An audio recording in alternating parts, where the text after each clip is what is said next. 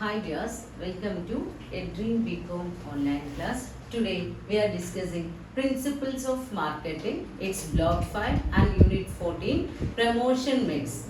Promotion refers to improving something or boosting something. എന്തെങ്കിലും ഒരു കാര്യം അതിനെ നമ്മൾ പ്രൊമോട്ട് ചെയ്യുക എന്ന് പറയുമ്പോൾ അതിനെ ഒന്നുകൊണ്ട് പ്രോത്സാഹിപ്പിക്കാം. അതിൽ എന്താണോ കണ്ടന്റ് ഉള്ളത് അല്ലെങ്കിൽ ആ പ്രോസസ്സ് എന്താണോ അതിനെ ഒന്ന് നന്നായി ചെയ്യാൻ വേണ്ടി നമ്മൾ പ്രോത്സാഹനങ്ങൾ കൊടുക്കുക. അതാണ് സാധാരണ നമ്മൾ പ്രൊമോട്ട് ചെയ്യുക എന്ന് പറയാറുള്ളത്, ഒരു boosting of activities. And in respect to marketing, promotion refers to the applied communication used by marketers to exchange persuasive message and information between the firm and people. അപ്പോൾ ബൂസ്റ്റിംഗ് ആണ് നമ്മൾ പറഞ്ഞു അല്ലേ. പ്രൊമോഷണൽ ആക്ടിവിറ്റീസ് എന്ന് പറഞ്ഞു കഴിഞ്ഞാൽ ഏതെങ്കിലും ഒരു കാര്യത്തിന്റെ എഫക്റ്റീവ്നെസ് കൂടാൻ വേണ്ടി നമ്മൾ നൽകുന്ന പ്രോത്സാഹനപരമായ പ്രവർത്തനങ്ങളാണ് പ്രൊമോഷനിൽ വരുന്നത്. ഇനി മാർക്കറ്റിംഗിന്റെ കോണ്ടെക്സ്റ്റ് നമ്മൾ പ്രൊമോഷൻ എന്ന് പറയുമ്പോൾ അവിടെ ആ ബൂസ്റ്റിംഗ് നടക്കുന്നത് it include persuasive communication or messages. നമ്മളുടെ സ്ഥാപനവും കസ്റ്റമേഴ്സും, നമ്മളുടെ ഫേം ഉണ്ട്, അതേപോലെ തന്നെ നമ്മളുടെ അൾട്ടിമേറ്റ് ടാർഗറ്റ് ആയിട്ടുള്ള കൺസ്യൂമേഴ്സും ഉണ്ട്. അപ്പൊ ഈ ഫേമിൽ നിന്ന് കസ്റ്റമേഴ്സിലേക്ക് കമ്മ്യൂണിക്കേഷൻ ഓഫ് മെസ്സേജുകൾ പാസ് ചെയ്യാണ്. എന്തിനു വേണ്ടിയാണ് മെസ്സേജുകൾ പാസ് ചെയ്യുന്നത്?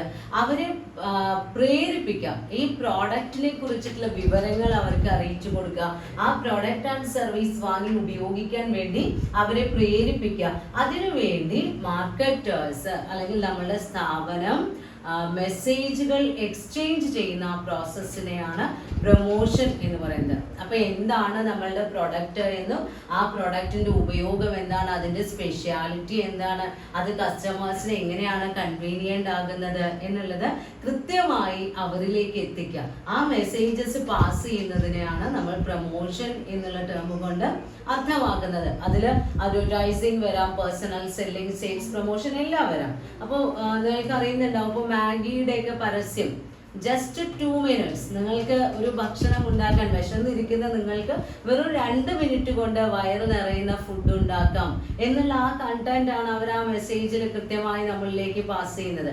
വളരെ എളുപ്പമാണ്. വെള്ളം തിളപ്പിക്കുക, ഇതാ ഇൻസ്റ്റന്റ് നൂഡിൽസ് അതിലേക്ക് ഇടുക, ആ പാക്കറ്റ് പൊട്ടിച്ച് അതിലുള്ള പൗഡർ അതിലേക്ക് ഇടുക, ജസ്റ്റ് ഒന്ന് ബോയിൽ ചെയ്ത് കഴിഞ്ഞാൽ നമ്മളുടെ ഫുഡ് റെഡി. അപ്പോൾ അതേപോലെ തന്നെ കിൻഡർ ജോയ് എന്ന് പറയുന്ന ചോക്ലേറ്റിന്റെ പരസ്യം നിങ്ങൾ കണ്ടിട്ടുണ്ടാവും. കുട്ടികളെ എത്രമാത്രം അവർക്ക് അത് അതിലത്തെ ആ കളിപ്പാട്ടത്തിനെയൊക്കെ ഇങ്ങനെ സൂം ചെയ്ത് കാണിച്ചുകൊണ്ട് അല്ലെങ്കിൽ അതിനെ ഇങ്ങനെ എക്സാജറേറ്റ് ചെയ്ത് കാണിച്ചുകൊണ്ട് കസ്റ്റമേഴ്സിനെ പ്രേരിപ്പിക്കാം. അപ്പൊ ഈ മാർക്കറ്റിംഗ് എന്ന് പറയുന്ന പ്രോസസ്സിൽ പ്രൊമോഷണൽ ആക്ടിവിറ്റീസിന് വളരെയധികം ഇമ്പോർട്ടൻസ് ഉണ്ട്. കാരണം നമ്മളുടെ അൾട്ടിമേറ്റ് ഒബ്ജക്റ്റ് എന്ന് പറയുന്നത് പ്രോഫിറ്റ് മാക്സിമൈസേഷൻ ആണ്. നമ്മുടെ കസ്റ്റമേഴ്സിനെ സാറ്റിസ്ഫൈഡ് ആക്കി നിലനിർത്തിക്കൊണ്ട് സെയിൽസ് ഇൻക്രീസ് ചെയ്തുകൊണ്ട് നമ്മുടെ പ്രോഫിറ്റ് മാക്സിമൈസ് ചെയ്യാം. അപ്പൊ എന്തൊക്കെയാണ് നമ്മൾ ഈ മാർക്കറ്റിംഗില് പ്രൊമോഷൻ എന്ന് പറയുന്ന ആ ആക്ടിവിറ്റിയിൽ നമ്മൾ പറഞ്ഞു മെസ്സേജ് എക്സ്ചേഞ്ച് ചെയ്യാണ്. അപ്പൊ അതിൽ എത്രമാത്രം പ്രാധാന്യമുണ്ട്? ഏറ്റവും ആദ്യമായിട്ട് പറയുന്നത് എന്ത് തന്നെയാണ്? Promotion communicates information. നമ്മുടെ സ്ഥാപനം ഓഫർ ചെയ്യുന്ന പ്രോഡക്റ്റിനെ കുറിച്ചും അതുപോലെ തന്നെ സർവീസുകളെ കുറിച്ചും അതിന്റെ സ്പെഷ്യാലിറ്റിയെ കുറിച്ചും ഇൻഫർമേഷൻ പ്രൊവൈഡ് ചെയ്യാം.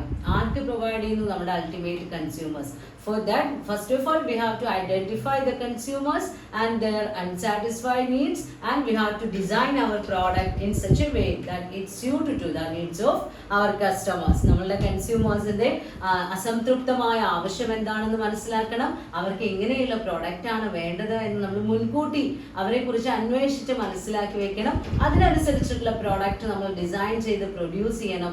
ഈ പ്രോഡക്റ്റിന്റെ അവൈലബിലിറ്റിയെ കുറിച്ച് അവരെ അറിയിക്കണം. ഇപ്പൊ എക്സാമ്പിൾ ആയിട്ട് നിങ്ങളുടെ ടെക്സ്റ്റിൽ പറയുന്നുണ്ട്, ഒരു റെഫ്രിജറേറ്റർ കമ്പനി ഓഫ് സീസണിൽ നമ്മളുടെ പ്രോഡക്റ്റിന് നൽകുന്ന ഡിസ്കൗണ്ട്. ഓഫ് സീസണിൽ മിക്കവാറും ആ പ്രോഡക്റ്റിന്റെ സെയിൽസ് വളരെ ലോ ആയിരിക്കും. അപ്പൊ ആ ഒരു സീസണിൽ നമ്മൾ ആ പ്രോഡക്റ്റ് വാങ്ങിക്കുകയാണെങ്കിൽ നമ്മൾക്ക് ഒരു പെർട്ടിക്കുലർ റേറ്റ് ഓഫ് ഡിസ്കൗണ്ട് ആ കമ്പനി ഓഫർ ചെയ്യുകയാണെന്ന് വിചാരിക്കാം. ആ ഓഫറിനെ കുറിച്ച് കൃത്യമായി കസ്റ്റമേഴ്സിലേക്ക് നമ്മൾ വിവരങ്ങൾ എത്തിക്കണം. എന്ന് മുതലാണ് ഓഫർ സ്റ്റാർട്ട് ചെയ്യുന്നത്, എത്ര പെർസെൻറ്റേജ് ആണ് അതിൻ്റെ ഡിസ്കൗണ്ട്, ഏത് മോഡലിലാണ് ഡിസ്കൗണ്ട് അപ്ലിക്കബിൾ ആയിട്ടുള്ളത്, നമ്മളുടെ ഏത് ഷോറൂമുകളിലാണ് ഇത് അവൈലബിൾ ആയിട്ടുള്ളത്, അതിന് വേണ്ട കണ്ടീഷൻസ് എന്തൊക്കെയാണ്, ഇതെല്ലാം നമ്മൾ കസ്റ്റമേഴ്സിനെ അറിയിക്കണം. അപ്പോൾ മാത്രമേ ആ ഓഫർ അവർ എക്സർസൈസ് ചെയ്യുകയുള്ളൂ. പിന്നെ രണ്ടാമതായി പറയുന്നത് this communication is in a form that is it's a persuasive communication. നമ്മൾ വെറുതെ ഈ പ്രൊഡക്റ്റിനെ കുറിച്ചോ സർവീസിനെ കുറിച്ചോ ഉള്ള വിവരങ്ങൾ കസ്റ്റമേഴ്സിലേക്ക് എത്തിക്കുക മാത്രമല്ല ചെയ്യുന്നത്. പകരം എന്ത് ചെയ്യുന്നു? അവരെ പ്രേരിപ്പിക്കുകയാണ് ആ പ്രോഡക്റ്റ് വാങ്ങി ഉപയോഗിക്കാൻ. അത് അവർക്ക് എത്രമാത്രം സ്യൂട്ടബിൾ ആണ്, അവരുടെ അൺസാറ്റിസ്ഫൈഡ് നീഡിന് എത്രമാത്രം ബെസ്റ്റ് ആയിട്ടുള്ള പ്രോഡക്റ്റ് ആണ് നമ്മൾ ഓഫർ ചെയ്യുന്നത് എന്ന് അവരെ ബോധ്യപ്പെടുത്തിക്കൊണ്ട് അവരെ നമ്മൾ പ്രോംപ്റ്റ് ചെയ്യാണ്. എന്തിനു വേണ്ടിയാണ്? ആ പ്രോഡക്റ്റ് വാങ്ങി ഉപയോഗിക്കാൻ വേണ്ടി അവരെ ഇങ്ങനെ പ്രേരിപ്പിച്ചുകൊണ്ടിരിക്കണം. അപ്പൊ അത്തരത്തിലുള്ള ഒരു പ്രേരണ ഉൾക്കൊള്ളുന്നതാണ് നമ്മളുടെ കമ്മ്യൂണിക്കേഷൻ. മറ്റ് പ്രോഡക്റ്റുകളിൽ നിന്ന് നമ്മളുടെ product how it is differentiated it will be explained in our advertisement and promotional activities. അപ്പോൾ മറ്റുള്ള പ്രോഡക്ട്സിനേക്കാൾ കുറച്ച് ഇൻഫീരിയർ ആണ് എന്ന് തോന്നിയാലേ നമ്മുടെ പ്രോഡക്റ്റ് സെലക്ട് ചെയ്യാൻ അവർ വരുള്ളൂ. എല്ലാവരും ഓഫർ ചെയ്യുന്ന പോലെയുള്ള ഒരു ഓഫർ തന്നെയാണ് നമ്മളും കൊടുക്കുന്നതെങ്കിൽ നമ്മുടെ പ്രോഡക്റ്റിന് ഒരു സ്പെഷ്യാലിറ്റിയും കസ്റ്റമേഴ്സിന് ഫീൽ ചെയ്യില്ല. അപ്പോൾ നമ്മളുടെ പ്രോഡക്റ്റ് വാങ്ങാൻ അവരെ എന്തൊക്കെ ഘടകങ്ങളാണ് പ്രേരിപ്പിക്കുന്നത് എന്നുള്ളത് നമ്മൾ കൃത്യമായി അവരെ അറിയിപ്പിക്കുന്നു. നമ്മുടെ ബ്രാൻഡിന്റെ സ്പെഷ്യാലിറ്റിയെ കുറിച്ച് അവരെ ബോധവാന്മാരാക്കുന്നു. അങ്ങനെയുള്ള ഒരു പെർസ്വേസീവ് കമ്മ്യൂണിക്കേഷൻ ആണ് നമ്മൾ നൽകുന്നത്. ദെൻ മൂന്നാമതായി പറയുന്നത് it serves as a reminder. പലപ്പോഴും പ്രൊമോഷണൽ ആക്ടിവിറ്റീസിൽ നമ്മൾ അഡ്വർടൈസ്മെന്റുകളൊക്കെ നൽകുന്ന സമയത്ത് ആദ്യമായിട്ടൊരു പ്രോഡക്റ്റ് ഓഫർ ചെയ്യായിരിക്കില്ല, അല്ലെങ്കിൽ പുതിയതായി വന്ന ഒരു പ്രോഡക്റ്റിന് മാത്രമല്ല പരസ്യങ്ങൾ നമ്മൾ കാണുന്നത്. നമ്മൾ റെഗുലറായി ഉപയോഗിച്ചുകൊണ്ടിരിക്കുന്നത് അപ്പോൾ Colgate paste, Santoor soap, Lux soap, അങ്ങനെയുള്ള ഫെമിലിയർ ആയിട്ടുള്ള കസ്റ്റമർ ഫെമിലിയർ ആയിട്ടുള്ള പ്രോഡക്ട്സ് ഉണ്ടാവും. എങ്കിൽ കൂടിയും അവര് വളരെയധികം പൈസ ഇൻവെസ്റ്റ് ചെയ്തുകൊണ്ട് സീസണലായി മാറ്റങ്ങൾക്കനുസരിച്ചിട്ടുള്ള പരസ്യങ്ങൾ കൊണ്ടുവന്നുകൊണ്ടേയിരിക്കും. എന്തിനു വേണ്ടിയാണ്? നമ്മളുടെ റെഗുലർ കസ്റ്റമേഴ്സ് ആണെങ്കിലും അവരെ ഒന്നുകൂടെ ഒന്ന് റിമൈൻഡ് ചെയ്യാം. അവരുടെ പ്രോഡക്റ്റ്, നമ്മളുടെ പ്രോഡക്റ്റ് അവർക്ക് എത്രമാത്രം വിലപ്പെട്ടതാണ്, അവരത് എങ്ങനെ ഉപയോഗിക്കണം എന്നുള്ളതിനെ കുറിച്ചൊക്കെ നമ്മൾ എന്ത് ചെയ്യുന്നു? അവരെ ഒന്ന് നമ്മൾ റിമൈൻഡ് ചെയ്യുന്നു. അപ്പൊ it serves as a reminder also. So നമ്മൾ ഷോർട്ട് ആയിട്ട് പറയുകയാണെങ്കിൽ promotion in context of marketing refers to exchange of messages from firm to consumers relating to the details of our product and service. Next topic communication process elements. നമ്മൾ പറഞ്ഞു മാർക്കറ്റിംഗിന്റെ സെൻസിൽ നമ്മൾ promotion എന്ന് പറയുമ്പോൾ exchange പ്രോസസ്സാണ്. അപ്പോൾ ആ കമ്മ്യൂണിക്കേഷൻ പ്രോസസ്സിൽ ഏതൊക്കെ എലമെന്റ്സ് ആണ് വരുന്നത്? കമ്മ്യൂണിക്കേഷൻ എന്ന് പറയുമ്പോൾ എന്തോ ഒരു കാര്യം ആരോ ഒരാളോട് പറയുന്നു. അപ്പോൾ who says what to whom through which channel with what effect. ആരാണ് പറയുന്നത്, എന്താണ് പറയുന്നത്, ആരോടാണ് പറയുന്നത്, ഏത് ചാനലിലൂടെയാണ് പറയുന്നത്, അതിന്റെ എഫക്റ്റ് ആണ് എന്താണ്, അല്ലെങ്കിൽ എന്ത് എഫക്റ്റിന് വേണ്ടിയാണ് നമ്മൾ അത് പറയുന്നത്. ഇതെല്ലാം ഈ കമ്മ്യൂണിക്കേഷൻ പ്രോസസ്സിൽ നമുക്ക് മനസ്സിലാവണം. അപ്പൊ ആരോ ഒരാൾ വേറെ ഏതോ ഒരാളോട് എന്തോ ഒരു മെസ്സേജ് പാസ് ചെയ്യാം. അപ്പോൾ from one two another one, ഒരു സെൻഡറുമുണ്ട് ഒരു റിസീവറുമുണ്ട്. ഒരു മെസ്സേജ് അയച്ചു കൊടുക്കുമ്പോൾ ഒരു സെൻഡറിൽ നിന്ന് റിസീവറിലേക്ക് ആ മെസ്സേജ് പോകുന്ന ആ പ്രോസസ്സിൽ എന്തെല്ലാം എലമെന്റുകളാണ് നമ്മൾ മനസ്സിലാക്കേണ്ടത്? ഏറ്റവും ആദ്യമായിട്ട് sender means the person who transmit the message. ആരാണോ നമ്മളുടെ മെസ്സേജ് അയച്ചു കൊടുക്കുന്നത് അയാളെയാണ് നമ്മൾ എന്ത് പറയുന്നത്? സെൻഡർ എന്ന് പറയുന്നത്. അതായത് നമ്മുടെ റിസീവറെ ഉദ്ദേശിച്ചുകൊണ്ട് ചിലപ്പോൾ ഏതെങ്കിലും ഒരു വ്യക്തി ആയിരിക്കാം, അല്ലെങ്കിൽ ഒന്നിലധികം വ്യക്തികൾ ഉണ്ടായിരിക്കാം. അവരുടെ ഡെസ്റ്റിനേഷനിലേക്ക് നമ്മളുടെ മെസ്സേജ് ട്രാൻസ്മിറ്റ് ചെയ്യുന്ന വ്യക്തിയാണ് സെൻഡർ. അപ്പൊ റിസീവർ ആരായിരിക്കും? Receiver means the person who receives the message or to whom we intending the message. ആർക്ക് വേണ്ടിയാണോ നമ്മൾ ഈ മെസ്സേജ് അയക്കുന്നത്, ആരാണോ ആ മെസ്സേജ് സ്വീകരിക്കുന്നത്, അവരാണ് റിസീവർ. അവർക്ക് വേണ്ടിയാണ് നമ്മൾ ഇത് അയച്ചു കൊടുക്കുന്നത്. അവരുടെ ആ റിസീവറുടെ ആറ്റിറ്റ്യൂഡ്, അവരുടെ വാല്യൂസ്, അവരുടെ വ്യൂ പോയിന്റ്സ്, പ്രീവിയസ് എക്സ്പീരിയൻസ്, ഇതിനെല്ലാം ഡിപ്പെൻഡ് ചെയ്തുകൊണ്ടാണ് നമ്മളുടെ ആ മെസ്സേജ്, നമ്മൾ ട്രാൻസ്ഫർ ചെയ്യുന്ന മെസ്സേജിന്റെ മീനിങ് അവരെ മനസ്സിലാക്കിയെടുക്കുന്നത്. അപ്പൊ ആരാണോ മെസ്സേജ് സ്വീകരിക്കുന്നത് ആ വ്യക്തിയാണ് റിസീവർ. ദെൻ മൂന്നാമതായി നമ്മൾ പറയുന്നത് എൻകോഡിംഗ് ആണ്. എൻകോഡിംഗ് എന്ന് പറയുമ്പോൾ ഒരു മെസ്സേജ് ആണ് നമ്മൾ അയക്കുന്നത്. സെൻഡർ ഒരു മെസ്സേജ് ആണ് റിസീവർക്ക് കൊടുക്കാൻ ഉദ്ദേശിക്കുന്നത്. അപ്പൊ ചിലപ്പോൾ അതില് വാക്കുകൾക്ക് പുറമെ പിക്ചേഴ്സോ നമ്പേഴ്സോ സിംബൽസോ എന്തെങ്കിലും ഒക്കെ ഇൻക്ലൂഡ് ചെയ്യുന്നുണ്ടായിരിക്കും. എന്തിനു വേണ്ടിയാണ്? To express our idea. നമ്മൾ എന്താണോ പറയാൻ ഉദ്ദേശിക്കുന്നത് അത് കൃത്യമായി അവരിലേക്ക് എത്താൻ വേണ്ടി, ആ മീനിങ് ഫുൾ ആവാൻ വേണ്ടി നമ്മൾ വേർഡ്സോ സിംബൽസോ അല്ലെങ്കിൽ നമ്പേഴ്സോ ജസ്റ്റേഴ്സോ എന്തെങ്കിലുമൊക്കെ ആഡ് ചെയ്തുകൊണ്ടാണ് മെസ്സേജ് അയച്ചു കൊടുക്കുന്നുണ്ടാവുക. അപ്പൊ അങ്ങനെ അതിനെ കമ്മ്യൂണിക്കേറ്റ് ചെയ്യാൻ വേണ്ടി സിംബലൈസ് ചെയ്യുന്നു. ആ പ്രോസസ്സാണ് എൻകോഡിംഗ്. നമ്മൾ എന്താണോ അവരിലേക്ക് എത്തിക്കാൻ ഉദ്ദേശിക്കുന്നത് അതിനെ സിംബലൈസ് ചെയ്യുന്ന പ്രോസസ്സാണ് എൻകോഡിംഗ്. ഈ സെൻഡർ ആണ് എൻകോഡിംഗ് ചെയ്യുന്നത്. Then message means the content of that communication. എന്താണോ നമ്മൾ ആ കമ്മ്യൂണിക്കേഷൻ പ്രോസസ്സിൽ പാസ് ചെയ്യുന്നത് ആ കണ്ടന്റ് ആണ് മെസ്സേജ്. ദെൻ മീഡിയം, നമ്മൾ through which channel we are communicating the idea. നമ്മൾ പറയാൻ ഉദ്ദേശിക്കുന്ന കാര്യം ഏത് ചാനലിലൂടെ, ഏത് മാധ്യമത്തിലൂടെയാണ് അവരെ അറിയിക്കുന്നത്, അതാണ് മീഡിയം എന്ന് പറയുന്നത്. അത് രണ്ട് രീതിയിൽ വരാം. ഇന്റർ പേഴ്സണൽ മീഡിയം വരാം, അല്ലെങ്കിൽ മാസ് മീഡിയ ഉപയോഗിച്ചുകൊണ്ടും ട്രാൻസ്ഫർ ചെയ്യാം. ഇന്റർ പേഴ്സണൽ മീഡിയ എന്ന് പറയുമ്പോൾ അവിടെ ഡയറക്റ്റ് റെസ്പോൺസ് ആണ് വരുന്നത്. നമ്മൾ നേരിട്ടിട്ട് മെസ്സേജ് സെൻഡ് ചെയ്യുന്നു, അവരുടെ റെസ്പോണ്ട് നേരിട്ടിട്ട് കളക്ട് ചെയ്യുന്നു. എന്നാൽ മാസ് മീഡിയയിൽ അങ്ങനെയല്ല. ഒരാൾ പാസ് ചെയ്യുന്ന മെസ്സേജ് ഒരു കൂട്ടം ആളുകളിലേക്കാണ് എത്തിക്കുന്നത്. അപ്പൊ ഏത് വേണം, നമ്മൾക്ക് ഏതാണ് സ്യൂട്ടബിൾ ആയിട്ടുള്ളത്, നമ്മളുടെ മെസ്സേജ് ഏത് ഫോമിലാണ് ട്രാൻസ്ഫർ ചെയ്യേണ്ടത്, അതിനനുസരിച്ച് നമ്മൾക്ക് മീഡിയ സെലക്ട് ചെയ്യാം. ദെൻ നെക്സ്റ്റ് സ്റ്റേജ് എന്ന് പറയുന്നത് ഡീകോഡിംഗ് ആണ്. ഇപ്പൊ നമ്മൾ പറഞ്ഞു sender symbolises the message through encoding and the receiver decodes this meaning.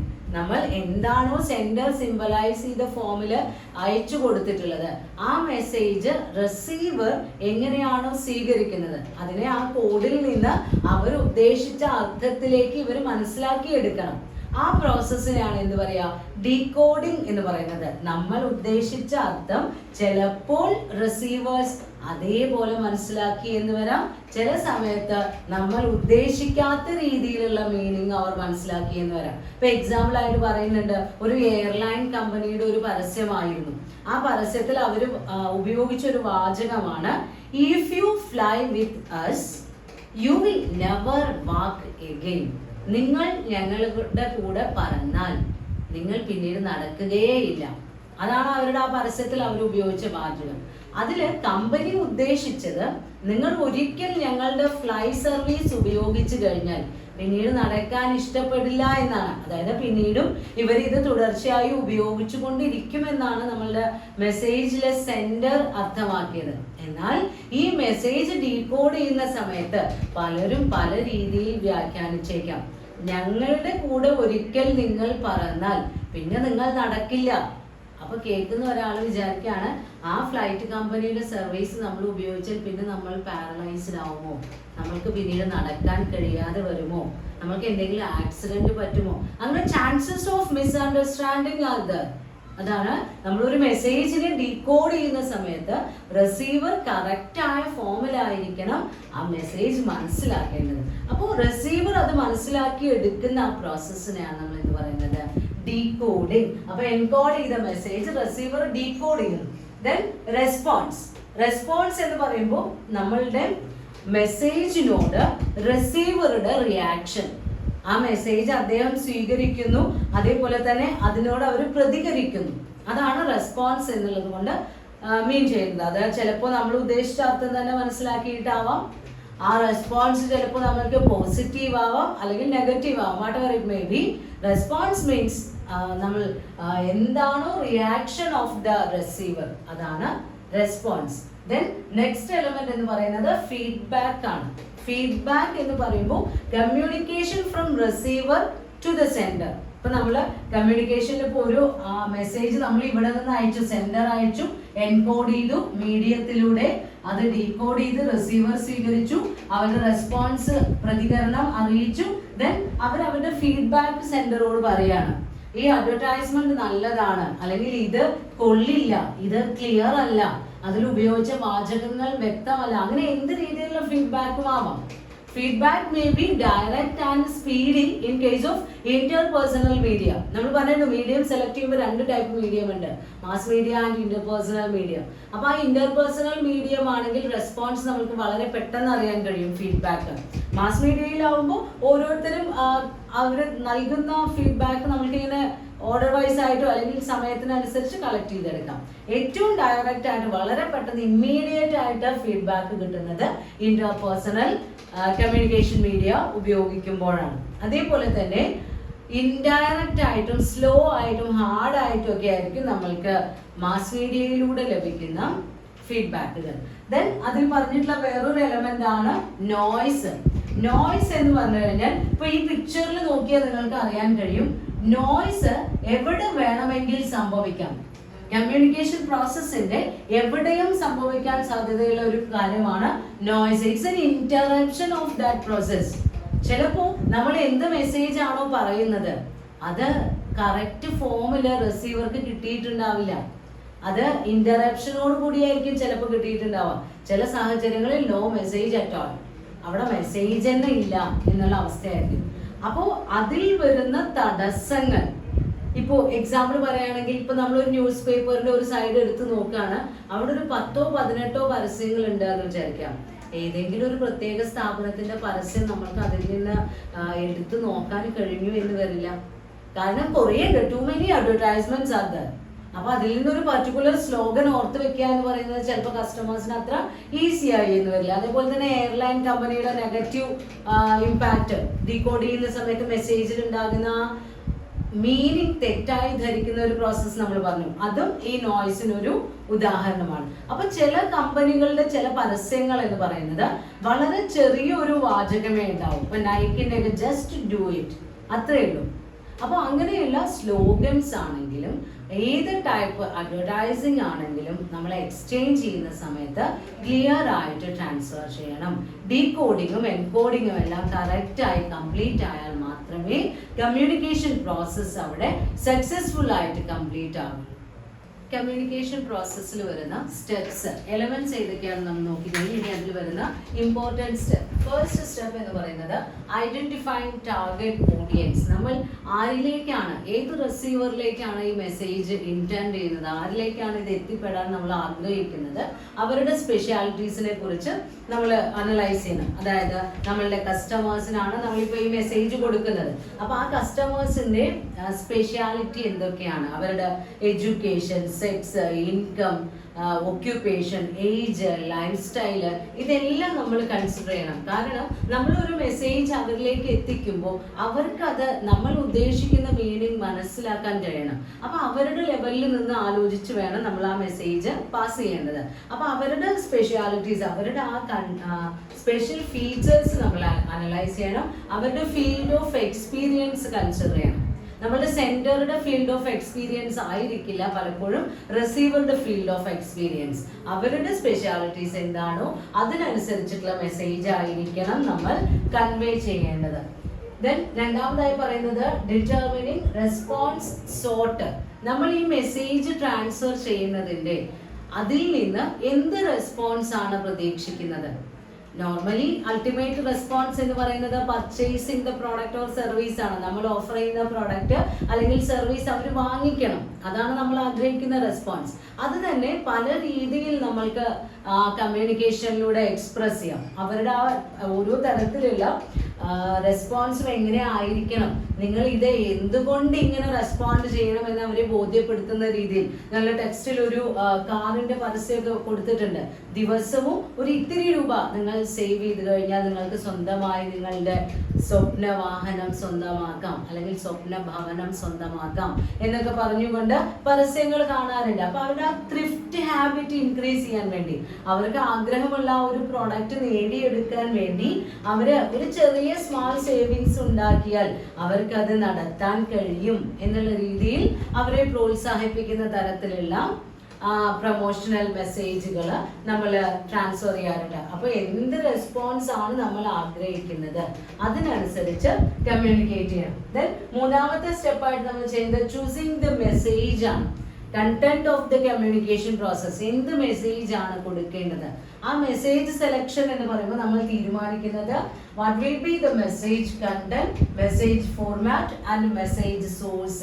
Message content എന്ന് പറയുന്നത് റിസീവറെ ഡിപ്പെൻഡ് ചെയ്തിരിക്കുന്നു. ഏത് ടാർഗറ്റ് ഓഡിയൻസിനാണോ നമ്മൾ ഈ മെസ്സേജ് ഉദ്ദേശിക്കുന്നത്, ആര് ഇത് സ്വീകരിക്കണമെന്നാണോ നമ്മൾ ആഗ്രഹിക്കുന്നത്, അവർക്ക് വളരെ പെട്ടെന്ന് മനസ്സിലാകുന്ന രീതിയിലുള്ള സ്ലോഗൻസ് ഒക്കെ വേണം നമ്മൾ ഉപയോഗിക്കാൻ. ഇപ്പൊ എക്സാമ്പിൾ ആയിട്ട് പറയുന്നുണ്ട്, നൈക്കിന്റെ ഒരു സ്ലോഗൻ ജസ്റ്റ് ഡു ഇറ്റ്, അത്രേ ഉള്ളൂ. അതേപോലെ തന്നെ ടു ബി ആക്റ്റീവ്, അങ്ങനെയൊക്കെ ഓരോ രീതിയിലുള്ള, ഇപ്പോൾ ഓരോ പ്രോഡക്ട്സിന് ആ പ്രോഡക്റ്റുമായി റിലേറ്റ് ചെയ്ത് വരുന്ന തരത്തിലുള്ള തീമുകൾ വേണം നമ്മൾ സെലക്ട് ചെയ്യാൻ. അപ്പൊ ആ തീം എത്രയും നന്നായി അവരെ ഇംപ്രസ് ചെയ്യുന്ന രീതിയിൽ നമ്മളുടെ ബയേഴ്സിനെ അല്ലെങ്കിൽ അത് കാണുന്ന ആളുകളെ പെട്ടെന്ന് തന്നെ അവർക്ക് അത് മനസ്സിലാവണം, ഇംപ്രസ് ആവണം.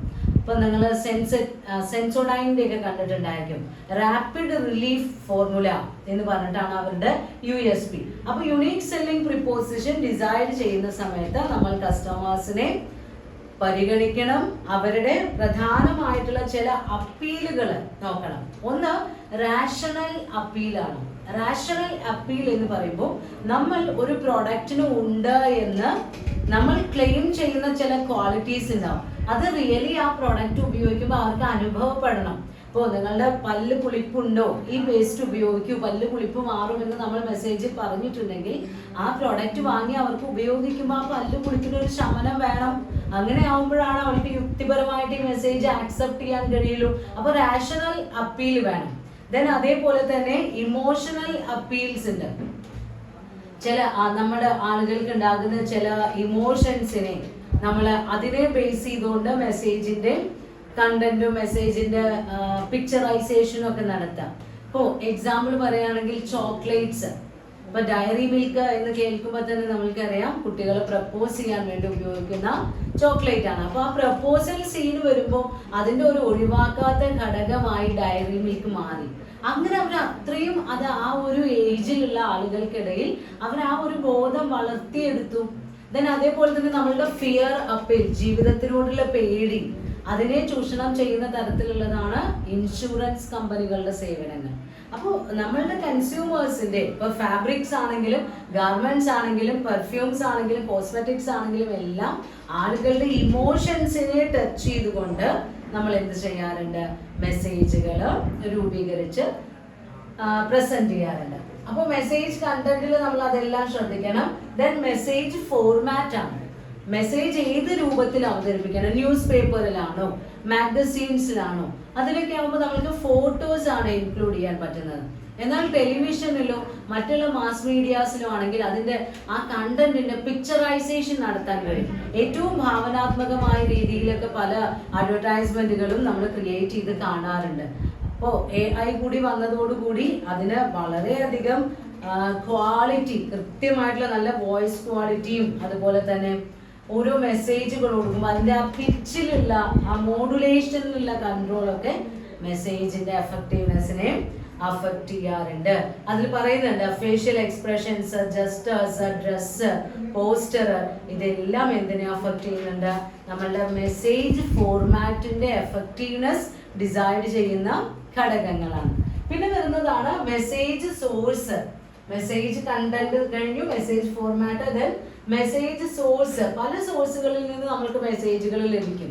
അതിൽ ഓരോ സോഴ്സുകളും നമ്മൾ ഓരോ തരത്തിലാണ് വിശ്വസിക്കുന്നത്. ഇപ്പൊ നമ്മളുടെ ഫ്രണ്ട്സോ റിലേറ്റീവ്സോ പറയുമ്പോഴാണ് നമ്മൾക്ക് കൂടുതൽ ക്രെഡിബിലിറ്റി തോന്നുക. അതല്ലാതെ ഒരു പരിചയമില്ലാത്ത ഒരാൾ നമ്മളൊരു പ്രോഡക്റ്റിനെ കുറിച്ച് നമ്മളോട് അത് നല്ലതാണെന്ന് പറഞ്ഞു കഴിഞ്ഞാൽ അത് അവരുടെ എന്തോ ഒരു തട്ടിപ്പാണെന്ന് നമ്മൾ തോന്നും. അപ്പൊ സോഴ്സ് ക്രെഡിബിലിറ്റി കൃത്യമായിരിക്കണം. അതിനുവേണ്ടി നമ്മൾക്ക് കൺസിഡർ ചെയ്യാൻ പറ്റുന്നത് ഒന്ന് എക്സ്പെർട്ടൈസ് ആണ്.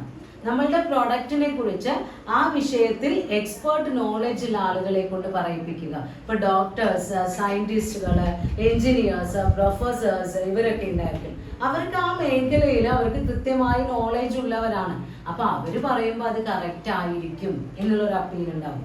ദെൻ ട്രസ്റ്റ് വർത്തിനെസ്, നമ്മൾക്ക് കൃത്യമായിട്ടുള്ള വിശ്വാസ്യത, വിശ്വാസമുള്ള ആളുകൾ പറയുമ്പോൾ അതിന് കുറച്ചുകൂടെ എഫക്റ്റീവ്നെസ് കൂടും. ദെൻ ലൈക്കബിലിറ്റി, അതായത് ജനറൽ ആയിട്ടുള്ള ഒരു അട്രാക്റ്റീവ്നെസ്. ഇപ്പൊ എക്സാമ്പിൾ പറയുകയാണെങ്കിൽ ക്വാളിറ്റി ഉണ്ടാവുമല്ലോ. ഇപ്പോൾ straight forwardness, humour, good luck, good voice, അങ്ങനെ ഒരാൾക്ക് ഇഷ്ടപ്പെടുന്ന രീതിയിലുള്ള മെസ്സേജ് സോഴ്സ് സെലക്ട് ചെയ്യാം. ദെൻ അത് കഴിഞ്ഞാൽ അപ്പോൾ മെസ്സേജ് കണ്ടന്റിനെ കുറിച്ചും മെസ്സേജിനെ കുറിച്ചുമുള്ള തീരുമാനങ്ങളൊക്കെ ആയി. നെക്സ്റ്റ് സ്റ്റെപ്പ് നമ്മൾ എന്താ ചെയ്യുന്നത്? Selecting communication channel. ഏത് ചാനലിലൂടെ നമ്മൾ ഈ മെസ്സേജ്, നമ്മൾ തീരുമാനിച്ച മെസ്സേജ് ഏത് ചാനലിലൂടെയാണ് അവരിലേക്ക് എത്തിക്കേണ്ടത്, റിസീവേഴ്സിലേക്ക് എത്തിക്കേണ്ടത് എന്ന് തീരുമാനിക്കണം. അപ്പൊ 2 ടൈപ്പ് ചാനലാണുള്ളത്. പേഴ്സണൽ കമ്മ്യൂണിക്കേഷൻ ചാനലും നോൺ പേഴ്സണൽ കമ്മ്യൂണിക്കേഷൻ ചാനലും. പേഴ്സണൽ കമ്മ്യൂണിക്കേഷൻ ചാനലിലാണ് advocate channels, expert channels, social channels. അവിടെ ഫേസ് ടു ഫേസ് കമ്മ്യൂണിക്കേഷൻ ആണ് നടക്കുന്നത്. ഒരാൾ വേറൊരാളോട് മുഖത്തോട് മുഖം ഡയറക്റ്റ് ആയിട്ടുള്ള കമ്മ്യൂണിക്കേഷൻ. ഇപ്പോൾ അഡ്വക്കേറ്റ് ചാനൽ എന്ന് പറഞ്ഞു കഴിഞ്ഞാൽ നമ്മളുടെ കമ്പനി സെയിൽസ് പീപ്പിൾ ഉണ്ടാവും. അവർ ഡയറക്റ്റ് ആയിട്ട് എന്ത് ചെയ്യുന്നു? ബയേഴ്സിനെ കോണ്ടാക്ട് ചെയ്യുന്നു. ടാർഗറ്റ് മാർക്കറ്റിലുള്ള ബയേഴ്സിനെ ഡയറക്റ്റ് ആയി കോണ്ടാക്ട് ചെയ്യുന്നു. എക്സ്പേർട്ട് ചാനൽ എന്ന് പറഞ്ഞു കഴിഞ്ഞാൽ ഇൻഡിപെൻഡന്റ് എക്സ്പേർട്ടുകൾ ബയേഴ്സിനെ കോണ്ടാക്ട് ചെയ്യുന്നു, അല്ലെങ്കിൽ അവർക്ക് സ്റ്റേറ്റ്മെന്റ് കൊടുക്കുന്നു. ദെൻ സോഷ്യൽ ചാനൽസ് എന്ന് പറയുമ്പോൾ നമ്മുടെ നൈബേഴ്സ്, ഫ്രണ്ട്സ്, ഫാമിലി മെമ്പേഴ്സ്, അങ്ങനെയുള്ള ആളുകളിൽ നിന്ന് നമ്മൾ ടാർഗറ്റ് ബയേഴ്സിലേക്ക് മെസ്സേജ് എത്തുന്നു. അപ്പൊ ആ ഏത് രീതിയിലുള്ള പേഴ്സണൽ കമ്മ്യൂണിക്കേഷൻ ചാനലും നമ്മൾക്ക് ചൂസ് ചെയ്യാം. Then non personal communication channel എന്ന് വരുമ്പോൾ അതിൽ മീഡിയ, അറ്റ്മോസ്ഫിയർ, അതേപോലെ തന്നെ ഏത് രീതിയിലുള്ള പ്രോഡക്റ്റ് ആണ് നമ്മൾ ഓഫർ ചെയ്യുന്നത് അതുമായി റിലേറ്റ് ചെയ്ത് വരുന്ന ഈവന്റുകൾ. മീഡിയ എന്ന് പറയുമ്പോൾ നമുക്കറിയാം മാസ് മീഡിയ സെലക്ട് ചെയ്യാം. സോഷ്യൽ മീഡിയ ഒക്കെ വളരെയധികം ഇന്ററാക്റ്റീവ് ആണ്. പ്രിന്റിംഗ് മീഡിയ വേണമെങ്കിൽ സെലക്ട് ചെയ്യാം, ന്യൂസ് പേപ്പേഴ്സ്, മാഗസിൻസ് ഒക്കെ. ദെൻ ബ്രോഡ്കാസ്റ്റ് മീഡിയാസ് ഉണ്ട്, ടെലിവിഷനും റേഡിയോവും. പിന്നെ ഇലക്ട്രോണിക് മീഡിയോസ് ആയിട്ടുള്ള ഓഡിയോ ടേപ്പുകൾ, വീഡിയോ ടേപ്പുകൾ, CD ROM, DVD, web page, അങ്ങനെയുള്ള മീഡിയാസ് ഉണ്ട്. Then bill boards, sign, posters, അങ്ങനെയുള്ള ഡിസ്പ്ലേ മീഡിയാസ് ഉണ്ട്. ഏത് മീഡിയ വേണമെങ്കിൽ നമ്മൾക്ക് സെലക്ട് ചെയ്യാം. ദെൻ അറ്റ്മോസ്ഫിയർ എന്ന് പറയുമ്പോൾ designed environment that create and reinforce the customers learning about the product, നമ്മുടെ പ്രോഡക്റ്റ് പർച്ചേസിനെ കുറിച്ച്. അപ്പൊ അതിൽ എക്സാമ്പിൾ ആയിട്ട് പറയുന്നുണ്ട്, പല പല റെസ്റ്റോറൻറ്റുകളുടെയും ഹാളുകൾ കൃത്യമായി അവർ ഡെക്കറേറ്റ് ചെയ്തിട്ടുണ്ടായിരിക്കും. എന്തിനാണ്? ചിലപ്പോൾ അവിടെ കിട്ടുന്ന ഫുഡിനെ കുറിച്ച് എക്സ്പ്ലെയിൻ ചെയ്യുന്നതാവാം, അല്ലെങ്കിൽ കൺസ്യൂമേഴ്സിന് അവരുടെ സേവനങ്ങളെ ഓർമ്മപ്പെടുത്തുന്ന തരത്തിലുള്ളതായിരിക്കാം. പിന്നെ ബുക്സും ഫർണിച്ചേഴ്സും ഒക്കെ അവരിൽ കോൺഫിഡൻസ് ഉണ്ടാക്കുന്ന തരത്തിലുള്ള സെന്റൻസുകളായിരിക്കാം. പല രീതിയിൽ ഡെക്കറേറ്റ് ചെയ്യാറുണ്ട്. അപ്പോൾ ആ ഒരു അറ്റ്മോസ്ഫിയർ ക്രിയേറ്റ്സ് ദ മെസ്സേജ്, അല്ലെങ്കിൽ it passes the message. Then events ആണ്, ഗ്രാൻഡ് ഓപ്പണിങ്സ്, അല്ലെങ്കിൽ പ്രസ് കോൺഫറൻസുകളൊക്കെ നടത്തുക, കൾച്ചറൽ ഇവൻറ്റ്സ്, ആർട്ട് എക്സിബിഷനുകൾ, അങ്ങനെ പല രീതിയിലുള്ള ഈവൻറ്റുകളിലൂടെയും നമ്മൾക്ക് നമ്മളുടെ മെസ്സേജ് പാസ് ചെയ്യാം. ഇങ്ങനെ മെസ്സേജ് പാസ് ചെയ്ത് കഴിഞ്ഞാൽ അടുത്ത സ്റ്റെപ്പായിട്ട് വരുന്നത് കളക്റ്റിംഗ് ഫീഡ്ബാക്ക് ആണ്. റെസ്പോൺസ് എന്താ, ഫീഡ്ബാക്ക് എന്താ നമ്മൾ പറഞ്ഞു കഴിഞ്ഞതാണ്. അപ്പോൾ കസ്റ്റമേഴ്സിൻ്റെ റിയാക്ഷൻസ്, അവരുടെ റെക്കമെൻഡേഷൻസ് ഒക്കെ കളക്ട് ചെയ്യുന്നതാണ് നെക്സ്റ്റ് സ്റ്റെപ്പ്. അപ്പോൾ ഈ പേഴ്സണൽ കമ്മ്യൂണിക്കേഷൻ രീതിയിലാണെങ്കിലും നോൺ പേഴ്സണൽ രീതിയിലാണെങ്കിലും നമ്മൾ കൃത്യമായി മെസ്സേജുകൾ റിസീവറിലേക്ക് എത്തിക്കണം. Next topic IMC, integrated market communication. Normally നമ്മൾ പറഞ്ഞു പ്രൊമോഷന് വേണ്ടി മെസ്സേജസ് കമ്മ്യൂണിക്കേറ്റ് ചെയ്യുന്നു. സെൻഡേഴ്സ് റിസീവറിലേക്ക് എത്തിക്കുകയാണ് ഈ മെസ്സേജ് ചെയ്യുന്നത്. അപ്പോൾ പലതരം മെസ്സേജ് ടൂളുകളുണ്ട്, ചാനലുകളുണ്ട്, ഫോർമാറ്റുകളുണ്ട്. അപ്പോൾ ഡിഫറെൻറ്റ് ടൈപ്സ് ഓഫ് ടൂൾസ് ഉപയോഗിക്കുന്ന സമയത്ത്, പ്രൊമോഷണൽ ടൂൾസ് ഉപയോഗിക്കുമ്പോൾ പലരും പല രീതിയിൽ പല പ്രോഡക്റ്റിനെ കുറിച്ചും പല സർവീസിനെ കുറിച്ചും പല രീതിയിൽ മെസ്സേജുകൾ കൊടുക്കുക എന്ന് പറയുമ്പോൾ റിസീവേഴ്സിന് അത് മനസ്സിലാക്കിയെടുക്കുക എന്ന് പറയുന്നത് വളരെയധികം പ്രയാസമുള്ള ഒരു കാര്യമാണ്. അപ്പോൾ ഇത് ഒരു കോർഡിനേറ്റ് ചെയ്യപ്പെടണം, ഒരു കോർഡിനേറ്റഡ് സർവീസ് ആയിട്ട് ഓഫർ ചെയ്യണം എന്നുള്ള ആ ഒരു ആശയമാണ് IMC എന്നുള്ള ടേം കൊണ്ട് നമ്മൾ അർത്ഥമാക്കുന്നത്. Integrated marketing communication. We are coordinating the sales promotion tools or promotion messages in a common manner. നമ്മളുടെ കമ്പനി ഓഫർ ചെയ്യുന്ന എല്ലാ കാര്യങ്ങൾക്കും അതിനൊരു കൃത്യമായിട്ടുള്ള clear and consistent message presentation ഉറപ്പുവരുത്താൻ വേണ്ടി പ്രൊമോഷൻ ടൂൾസിനെ കോർഡിനേറ്റ് ചെയ്യുന്നതിനെയാണ് നമ്മൾ എന്ത് പറയുന്നത്?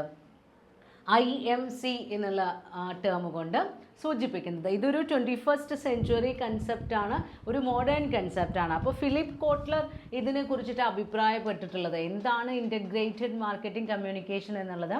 ഫിലിപ്പ് കോട്ട്ലറിൻ്റെ വേർഡ്സിൽ പറയുകയാണെങ്കിൽ carefully integrating and coordinating the company's many communication channels to deliver a clear, consistent and compelling message about the organization and its product is integrated marketing communication. അപ്പോൾ എന്താണ് IMC എന്ന് പറഞ്ഞു കഴിഞ്ഞാൽ നമ്മൾ എന്ത് ചെയ്യുന്നു, ഏകീകരിക്കുന്നു അല്ലെങ്കിൽ ഏകോപിപ്പിക്കുന്നു. എന്തിനെ? നമ്മളുടെ കമ്പനിയുടെ കുറേ കമ്മ്യൂണിക്കേഷൻ ചാനൽസിനെ. കമ്പനിക്ക് ഒരുപാട് കമ്മ്യൂണിക്കേഷൻ ചാനൽസ് ഉണ്ട്. അപ്പോൾ ഇതിനെ എല്ലാം കൂടെ ഒന്ന് കോർഡിനേറ്റ് ചെയ്യുന്നു. എന്തിനു വേണ്ടിയാണ്? ക്ലിയർ ആയിട്ടില്ല, കൺസിസ്റ്റൻ്റ് ആയിട്ടില്ല, കസ്റ്റമേഴ്സിന് അത്രയും വ്യക്തമാവുന്ന, സ്ഥിരമായിട്ടുള്ള, അവരെ പെർസ്വേഡ് ചെയ്യുന്ന മെസ്സേജുകൾ ഡെലിവർ ചെയ്യാൻ വേണ്ടി നമ്മളുടെ കമ്മ്യൂണിക്കേഷൻ ചാനൽസിനെ കോർഡിനേറ്റ് ചെയ്യുന്ന പ്രവർത്തനമാണ്, പ്രൊമോഷണൽ ടൂൾസിനെ കോർഡിനേറ്റ് ചെയ്യുന്നതാണ് IMC അല്ലെങ്കിൽ ഇൻ്റഗ്രേറ്റഡ് മാർക്കറ്റിംഗ് കമ്മ്യൂണിക്കേഷൻ. ഇതിൻ്റെ ഒബ്ജക്റ്റീവ് അച്ചീവ് ചെയ്യാൻ വേണ്ടി ഓരോ ഓർഗനൈസേഷനും ചെയ്യുന്നത് അവരുടെ പ്രൊമോഷൻ മിക്സിനെ കറക്റ്റായിട്ട് ഡിസൈൻ ചെയ്യുക എന്നുള്ളതാണ്. പ്രൊമോഷൻ ടൂൾസ് അല്ലെങ്കിൽ ആ പ്രൊമോഷൻ പ്രോസസ്സിന് സക്സസ് ആവണമെങ്കിൽ ചില എലമെൻസിനെ ചില പ്രത്യേക രീതിയിൽ നമ്മൾ എന്ത് ചെയ്യേണ്ടി വരും? മിക്സ് ചെയ്യേണ്ടി വരും. അതാണ് പ്രൊമോഷൻ മിക്സ്. മാർക്കറ്റിംഗ് മിക്സ് നമ്മൾ പഠിച്ചിട്ടുണ്ട്. അതേപോലെയുള്ള പ്രൊമോഷൻ മിക്സ് കൃത്യമായ റേഷ്യോയിൽ അല്ലെങ്കിൽ കൃത്യമായ രീതിയിൽ അത് നമ്മൾ കൂട്ടിച്ചേർത്ത് ഇംപ്ലിമെൻ്റ് ചെയ്യുന്നു. അപ്പോൾ ഏതൊക്കെയാണ് promotion mix elements? Promotion mix elements എന്ന് പറയുന്നത് advertising, personal selling, publicity, sales promotion and direct marketing. Advertising എന്ന് പറഞ്ഞു കഴിഞ്ഞാൽ we are giving our messages through a media by paid service. ഒരു സ്പോൺസർ ഉണ്ടായിരിക്കും. ഒരു പ്രൊഡക്റ്റിനെ കുറിച്ചോ ഒരു സർവീസിനെ കുറിച്ചോ ഉള്ള പരസ്യങ്ങൾ നൽകുന്നത് ഏതെങ്കിലും ഒരു സ്പോൺസർ ആയിരിക്കും. കാരണം ഇവിടെ പേയ്മെൻറ്റ് കൊടുക്കണം. കൃത്യമായി നമ്മൾ സെലക്ട് ചെയ്യുന്ന മീഡിയാസിൽ, അത് ചിലപ്പോൾ പ്രിൻറ്റിംഗ് മീഡിയ ആയിരിക്കാം, മാസ് മീഡിയ ആയിരിക്കാം, ബ്രോഡ്കാസ്റ്റ് മീഡിയ ആയിരിക്കാം, അതുമല്ലെങ്കിൽ നമ്മുടെ റോഡ് സൈഡിലുള്ള പല ബാനറുകൾ, ഫ്ലെക്സുകൾ ഒക്കെ നിങ്ങൾ കണ്ടിട്ടുണ്ടായിരിക്കും. അപ്പോൾ ഏത് രീതിയിൽ വേണമെങ്കിൽ നമ്മൾക്ക് പ്രൊമോഷണൽ അഡ്വർടൈസ്മെൻറ്റ് നടത്താം. അവിടെയുള്ള പ്രത്യേകത എന്ന് പറയുന്നത് there must be A sponsor for making payment. ഇതൊരു പെയ്ഡ് സർവീസാണ്. നമ്മൾ വെറുതെ അങ്ങനെ ഓരോരുത്തരും ഓരോ കമ്പനിയുടെ പ്രോഡക്റ്റിനെ കുറിച്ച് എക്സ്പ്ലെയിൻ ചെയ്തുകൊണ്ട് നടക്കുകയല്ല. കൃത്യമായി പേയ്മെൻറ്റ് കൊടുത്ത് നമ്മളുടെ മെസ്സേജ് ട്രാൻസ്ഫർ ചെയ്യിപ്പിക്കുന്നു വ്യത്യസ്തമായ മീഡിയകളിലൂടെ. അതാണ് അഡ്വർടൈസ്മെൻറ്റ് എന്ന് പറയുന്നത്. അത് മാഗസിൻസിലോ റേഡിയോയിലോ ടി വിയിലോ എങ്ങനെ വേണമെങ്കിൽ, ഇപ്പോൾ ഈവൻ സിനിമാ തിയേറ്ററുകളിലടക്കം നമുക്കറിയാം ഓരോ പ്രോഡക്ട്സിൻ്റെയും ഓരോ സർവീസിൻ്റെയൊക്കെ പരസ്യങ്ങൾ അവർ നമ്മളുടെ ജനങ്ങളിലേക്ക് എത്തിക്കുന്ന മെത്തേഡുകൾ. ദെൻ രണ്ടാമതായി പറയുന്നത് പേഴ്സണൽ സെല്ലിംഗ് ആണ്. പേഴ്സണൽ സെല്ലിംഗ് എന്ന് പറയുമ്പോൾ ഫേസ് ടു ഫേസ് കോണ്ടാക്റ്റ് ആണ്. ബയറും സെല്ലറും തമ്മിൽ ഫേസ് ടു ഫേസ് കോണ്ടാക്റ്റ് ഉണ്ടായിരിക്കും. സെല്ലർ ബയറോട് അവരുടെ ആ പ്രോഡക്റ്റിനെ കുറിച്ചും ആ പ്രോഡക്റ്റിൻ്റെ സ്പെഷ്യാലിറ്റിയെക്കുറിച്ചും അയാളുടെ വ്യൂ പോയിൻ്റ് പറഞ്ഞ് ബയറെ അത് മനസ്സിലാക്കി അയാളെ കൊണ്ട് ആ പ്രോഡക്റ്റ് വാങ്ങിപ്പിക്കുന്നു. ആ പ്രോസസ്സ് ഡയറക്റ്റായി ഫേസ് ടു ഫേസ് അവർ നടത്തുന്ന ആ കമ്മ്യൂണിക്കേഷനും അതുപോലെ തന്നെ സെല്ലർ ബോധവൽക്കരിക്കുകയാണ് ബയറിനെ, തൻ്റെ വ്യൂ പോയിന്റിലേക്ക് ബയറിനെ എത്തിക്കുന്നു. ആ പ്രോസസ്സാണ് പേഴ്സണൽ സെല്ലിംഗ്. അവിടെ ആ വ്യക്തിക്കാണ് അയാളുടെ ആ ഒരു പേഴ്സണാലിറ്റി, അദ്ദേഹത്തിൻ്റെ കഴിവാണ് അവിടെ അവർ ഉപയോഗിക്കുന്നത്. കൃത്യമായിട്ട് നമ്മുടെ കസ്റ്റമേഴ്സിന് അവർക്ക് എന്താണ് ആവശ്യം, അവരുടെ പ്രോഡക്റ്റ് എങ്ങനെയുള്ളതായിരിക്കണം, അപ്പോൾ അവർക്ക് എന്തൊക്കെയാണ് നമ്മൾ ഓഫർ ചെയ്യുന്ന പ്രോഡക്റ്റിൻ്റെ സ്പെഷ്യാലിറ്റി എന്താണെന്നൊക്കെ നേരിട്ട് പറഞ്ഞു കൊടുക്കുക. Then publicity just like advertisement തന്നെയാണ്. ഒരു സ്ഥാപനത്തെക്കുറിച്ച് കിട്ടുന്ന പ്രചാരണം. പക്ഷെ അവിടെ എന്തില്ല? പേയ്മെൻ്റ് ആരും കൊടുക്കുന്നില്ല, സ്പോൺസേഴ്സ് ഒന്നുമില്ല.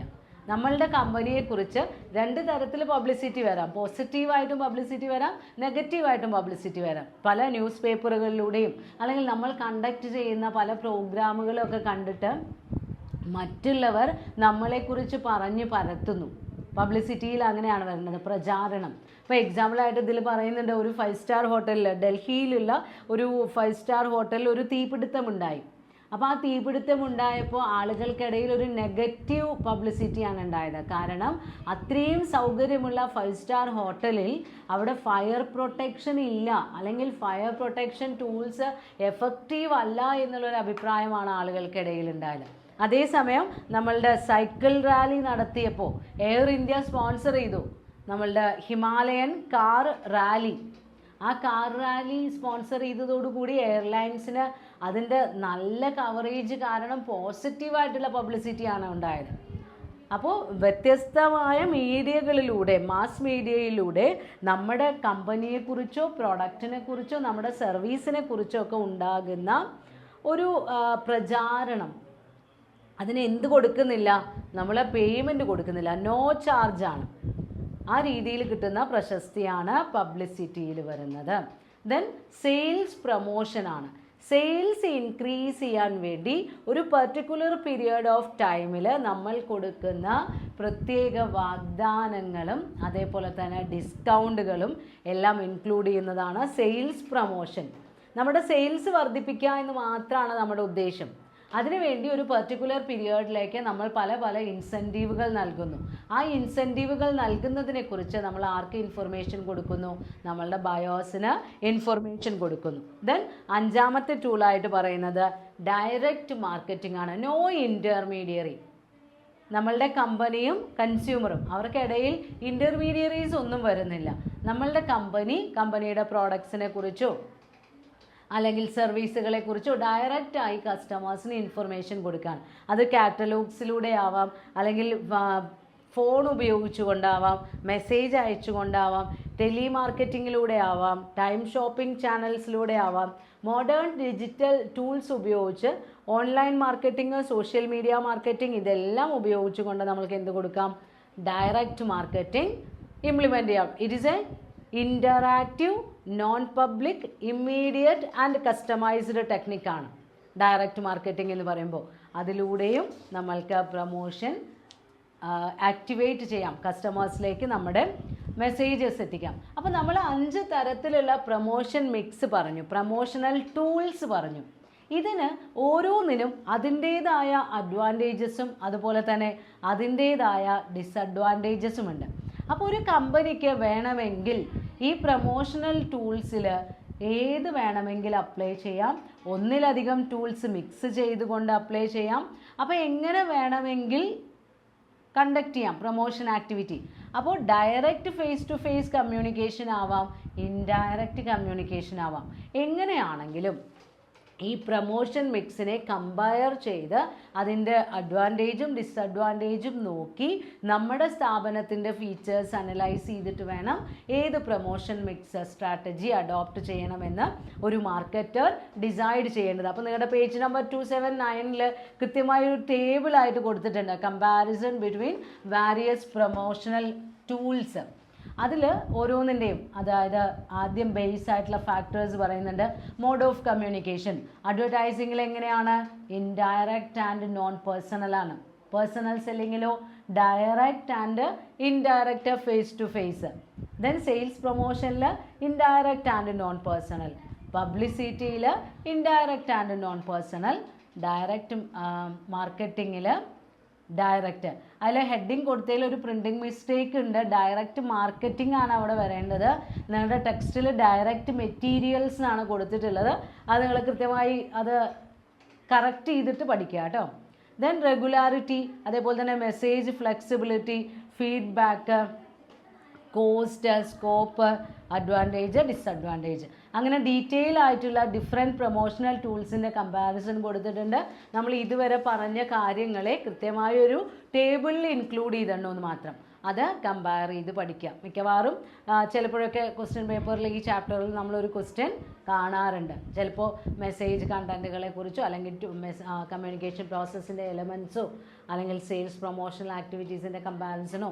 അപ്പോൾ ടേബിളായിട്ട് എഴുതണമെന്നില്ല, നിങ്ങൾക്ക് ഹെഡിങ് ആയിട്ട് എഴുതാൻ വയ്ക്കുമെങ്കിൽ അങ്ങനെ ആയാലും മതി. മാർക്കിനനുസരിച്ച് അറ്റൻഡ് ചെയ്യണം.